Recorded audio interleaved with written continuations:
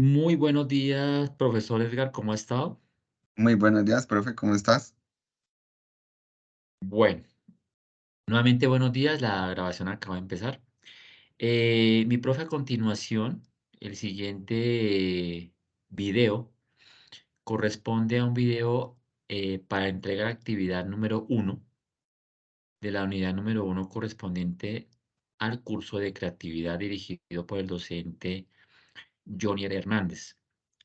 Esa actividad que explora, profesor Edgar, son 10 preguntas que de alguna manera permiten abarcar de una manera muy profunda todo lo que es creatividad.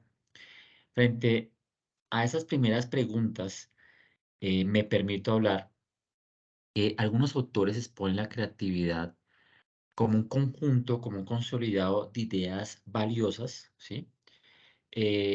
Que tienen obviamente un valor hacia modo muy general.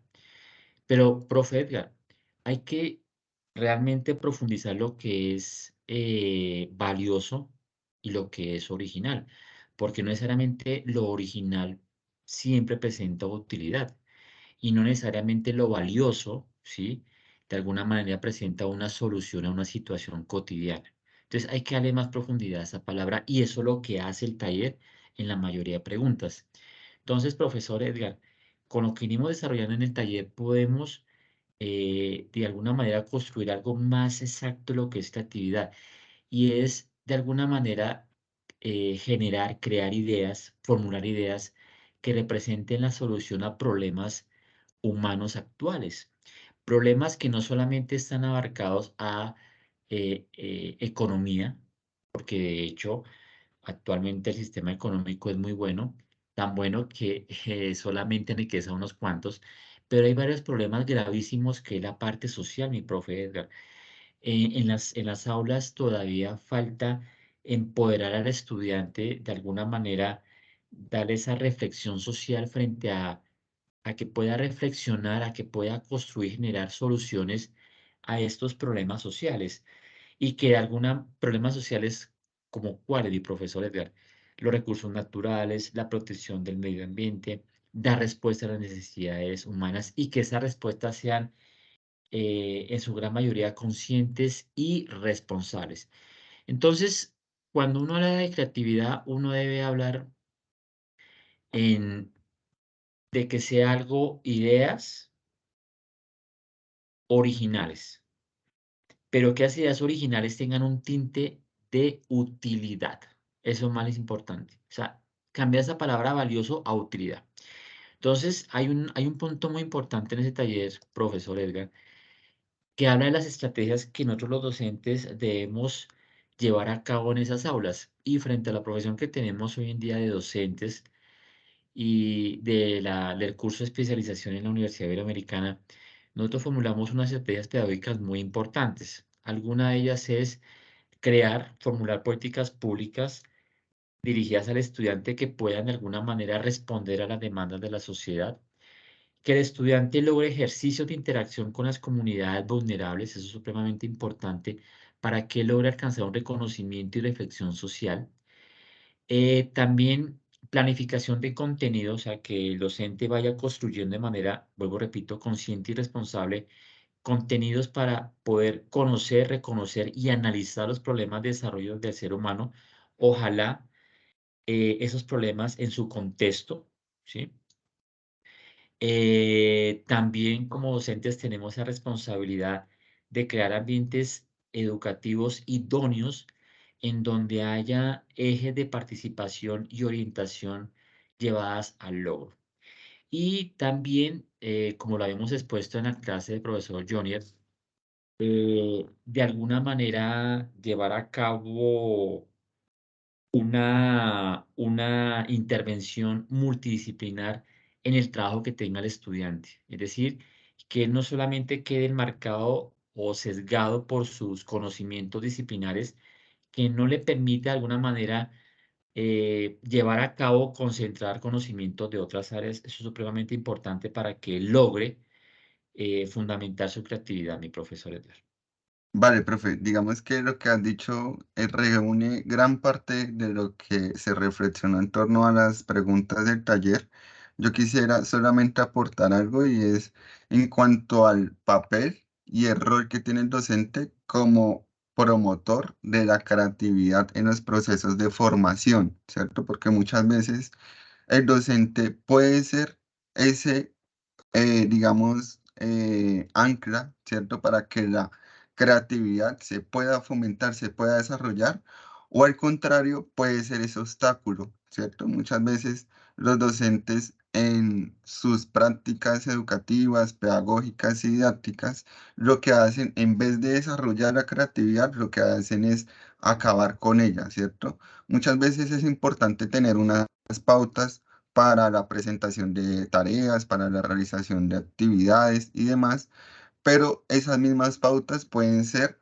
una camisa de fuerza, ¿cierto? Como una barrera que no permiten al estudiante ir un poco más allá, pensar un poco más y leer su contexto, ¿no? Porque pues lo vemos en los ejemplos de acá de la educación virtual y uno ve cómo diferentes personas de todo el territorio nacional, ¿cierto? Porque en la Ibero tenemos estudiantes de La Guajira, del Amazonas y de ahí para adelante de todos los lugares, ¿no? Y cuando ellos van a llevar esas actividades a la práctica, a ponerlas en su contexto desde sus propias realidades, desde esa lectura y comprensión que ellos tienen de sus problemáticas, pues surgen diferentes miradas, pero cuando no se responde a lo que el docente quiere, como lo quiere y como quiere que eso se presente, pues es donde vienen las dificultades. Allí como docentes tenemos que ser un poco más, digamos, profundos, ¿cierto? En esas revisiones y es ver cómo es el contexto que tiene la persona,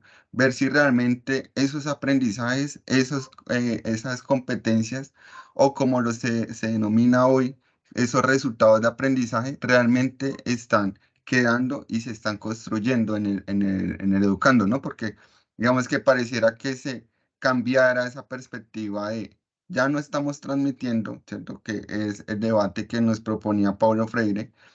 No, no es una educación bancaria donde el sujeto tiene que llenarse de un conocimiento, como una tabula rasa, como un jarrón vacío, pero prácticamente en los procesos cotidianos se ve de manera diferente, ¿no? El sujeto es como alguien que se le debe dar todas las pautas, todas las indicaciones, pero él mismo no puede desarrollar sus propios procesos, sus propias metodologías para llegar al conocimiento porque finalmente la educación es un camino para llegar y construir el conocimiento, no dárselo, ¿cierto? No dotarlo, no transmitirlo, sino que el propio sujeto construya ese camino para el conocimiento.